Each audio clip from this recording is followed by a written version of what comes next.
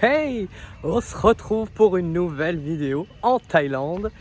Cette fois-ci, place à une des anciennes capitales de Thaïlande, Sukhothai.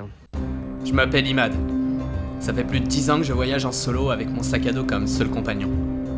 J'ai fait un tour du monde de 3 ans, exploré plus de 20 pays sur 4 continents. Et je peux t'assurer que j'ai vu des merveilles qui m'ont laissé sans voix.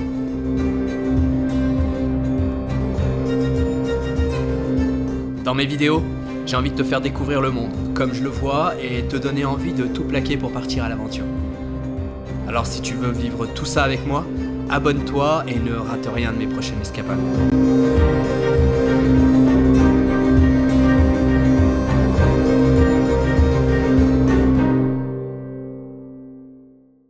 Allez, je vais essayer de vous faire découvrir justement cette ancienne capitale au travers justement de ces temples, parce que y a des temples assez majestueux. Je vais rester, je pense, quelques jours ici, 2-3 jours je pense.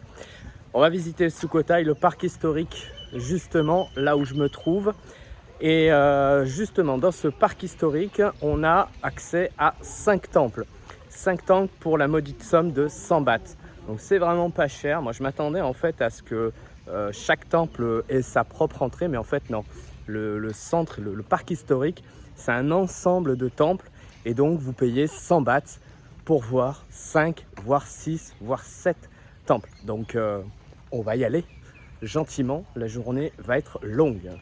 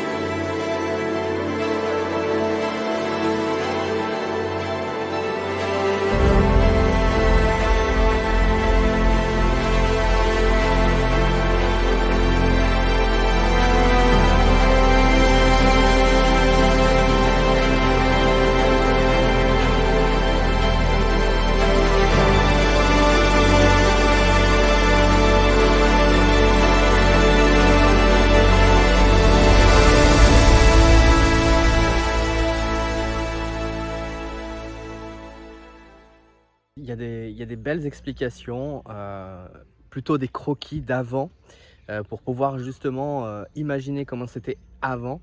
Et je vais vous en montrer un qui est vraiment assez intéressant. Donc là, c'est la reconstitution. Et si on reprend le temple tel qu'il était avant, on retrouve la petite tour ici, les 3 tours qu'on a, les 4 tours qu'on a ici, qu'on retrouve là. Et la partie grande qui est normalement ici, et le vestige qui est là. Donc ça permet vraiment de s'imaginer parfaitement comment c'était et la grandeur du temple. Le royaume de Sukhothai est fondé en 1238.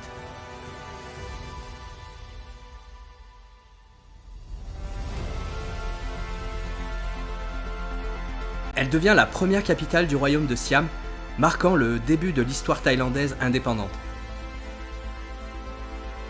Du 18e au 19e siècle, Sukhothai connaît une période de prospérité et de développement culturel. Le roi est crédité de la création de l'alphabet thaï, qui est encore utilisé aujourd'hui.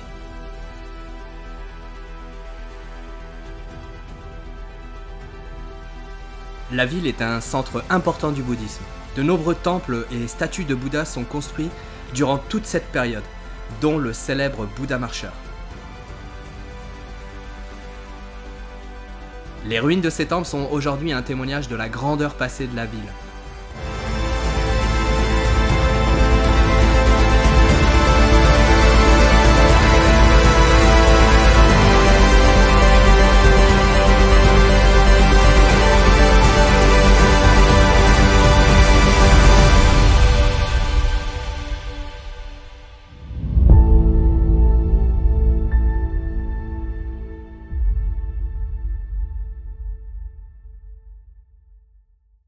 C'est vraiment un parc historique très très intéressant. Déjà, il y a beaucoup de verdure, c'est hyper bien entretenu et justement, ces arbres qu'on a autour de nous, cette herbe, ces fleurs, etc., ça procure un peu de fraîcheur parce qu'en Thaïlande, je ne vais pas vous le cacher, hein, il fait toujours très chaud et toujours très humide. Donc voilà, le fait d'avoir un petit peu, voilà, d'avoir ce parc arboré fait que la chaleur elle est quand même beaucoup plus soutenable. Voilà, moi j'avais chaud dans les autres villes, dans les autres visites que j'ai pu faire. Je me sens pas, voilà, je me sens pas oppressé par la chaleur et c'est plutôt agréable. Au XIXe siècle, Sukhothai commence à perdre de son influence face à d'autres royaumes thaïlandais, notamment Ayutthaya qui devient la nouvelle capitale du Siam en 1351. Au XVe siècle, elle est finalement absorbée par le royaume d'Ayutthaya et perd son statut de capitale indépendante. En 1991, le parc historique de Sukhothai est enfin inscrit au patrimoine mondial de l'UNESCO.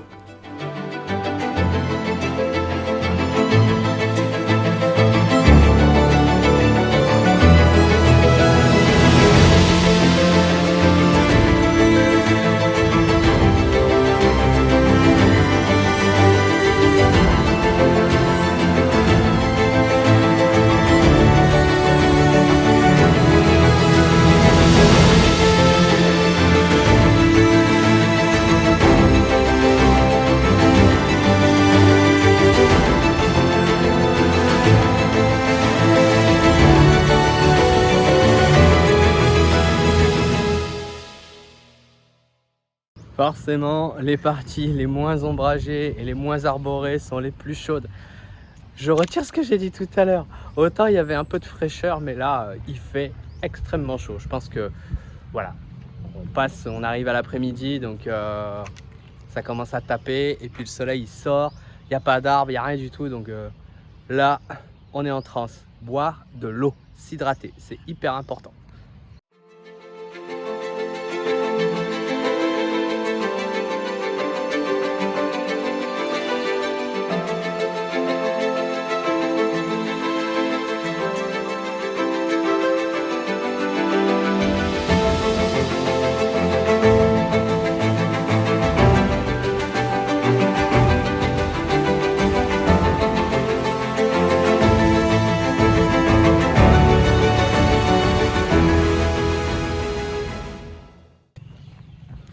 Oh, c'était une visite très intéressante, c'était vraiment très sympa. Franchement, les temples sont très très beaux et pour 100 bahts, ça vaut vraiment la peine. Alors bien évidemment, la visite, c'est à votre rythme, hein, j'ai envie de vous dire. Si vous voulez vous attarder pour prendre des photos, si vous voulez le faire comme moi à pied, ça prend un certain temps. Pour vous donner une idée, j'ai fait le tour du parc historique. J'ai vu tous les temples, j'ai pris le temps de faire des photos, des vidéos, etc. Et ça m'a pris 3 heures. Voilà, donc si vous le faites en vélo, forcément c'est beaucoup plus rapide. Et puis si vous le faites aussi en petite golfette, c'est encore 10 fois plus rapide. Donc il y en a vraiment, vous pouvez passer 1 heure comme vous pouvez passer 3 heures, 4 heures, 5 heures. Le temps que vous voulez, vous pouvez même pique-niquer ici, c'est plutôt sympathique. C'est dommage que j'ai pas pris le pique-nique parce que ça aurait été cool là. Allez, place à la suite. Je sais pas quelle est la suite, mais place à la suite.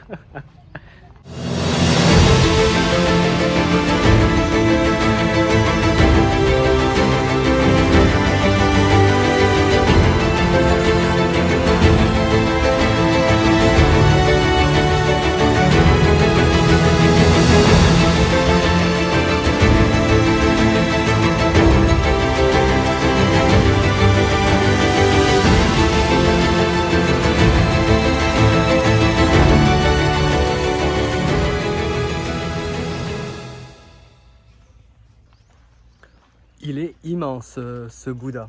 Alors, ce temple-là ne fait pas partie du parc historique de Sukhothai. Donc quand vous rentrez dans le parc de Sukhothai, vous payez 100 bahts pour avoir accès à une multitude de temples. Ici, vous payez 100 bahts juste pour ce temple-là. Donc Voilà, au niveau rapport prix, j'ai pas trop compris. Je m'attendais à ce que ça coûte, je sais pas, 50 bahts par exemple. Mais non, ça coûte 100 bahts. Donc j'ai envie de vous dire, le Bouddha est quand même vraiment vaut la peine de venir. Ça vaut la peine aussi de mettre 100 bahts. Après, on chipote pour 100 bahts. Hein. C'est pas non plus la mort. Mais le site est très petit. Vous voyez le Bouddha et ensuite il y a quelques ruines et c'est terminé.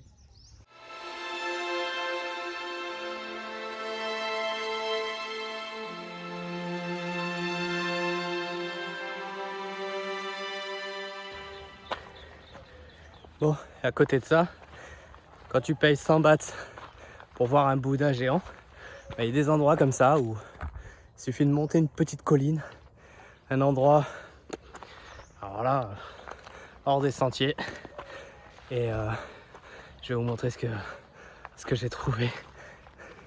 C'est merveilleux.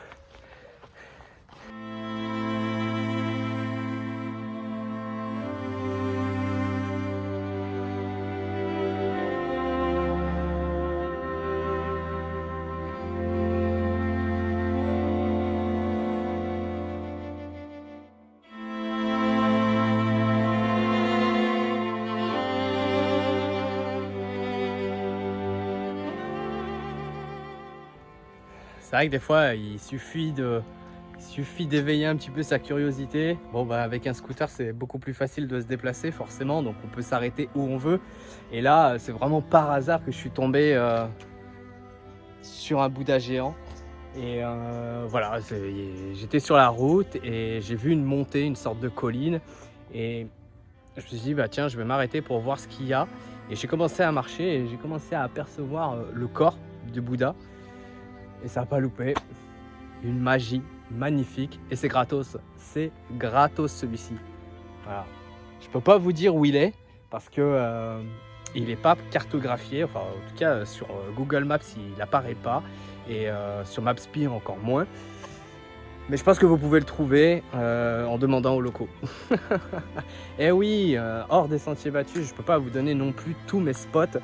Parce que c'est bien aussi que ça reste préservé, ce genre d'endroit. Et je suis tout seul.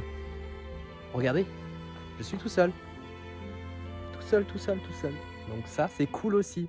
C'est pour ça aussi que je voyage et que j'essaye de vous montrer des endroits aussi qui sortent un petit peu de l'ordinaire. Des beautés comme ça. Parce que ça se trouve, ça se cherche déjà. Et quand ça se trouve, il y a une sacrée satisfaction quand même. Je vous le cache pas.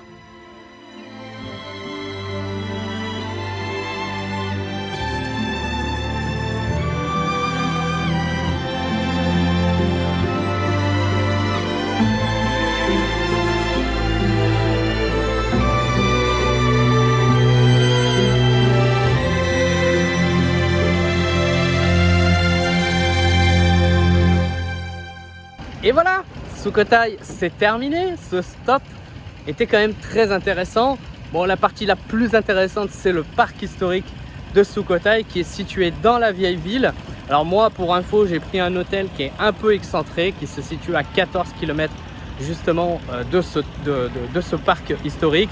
Mais je vous conseille de loger dans la vieille ville de manière à ce que vous ayez tout à proximité. Si vous décidez de dormir, comme j'ai pu le faire dans la nouvelle ville est espacée de 15 km, 15-20 km de l'ancienne ville. C'est pour moi un stop vraiment très intéressant. Comme je vous l'ai dit, c'est l'ancienne capitale de Thaïlande, donc il y a pas mal d'histoires, il y a pas mal de temples forcément, et tout ça peut vous expliquer aussi l'origine et l'histoire de la Thaïlande. N'hésite pas également à mettre un petit j'aime si tu as apprécié ce contenu et si tu as apprécié cette visite de Sukhothai. Tu peux également partager cette vidéo si tu as des amis qui souhaitent visiter la Thaïlande. Il y a pas mal de vidéos d'ailleurs sur ma chaîne sur la Thaïlande. Tous mes stops sont sous forme de vlog. Et puis si tu n'es pas abonné, tu peux également t'abonner à ma chaîne. Ça, c'est vraiment quelque chose qui peut être vraiment très appréciable. Je t'en remercierai parce que la visibilité sur YouTube, étant donné que je suis un un grand débutant, il me faut un peu de visibilité. Et la visibilité, ça se gagne par les j'aime, par les partages et surtout par le nombre d'abonnés. Je vous dis à très vite, très vite pour une nouvelle vidéo, une nouvelle découverte. À bientôt, salut!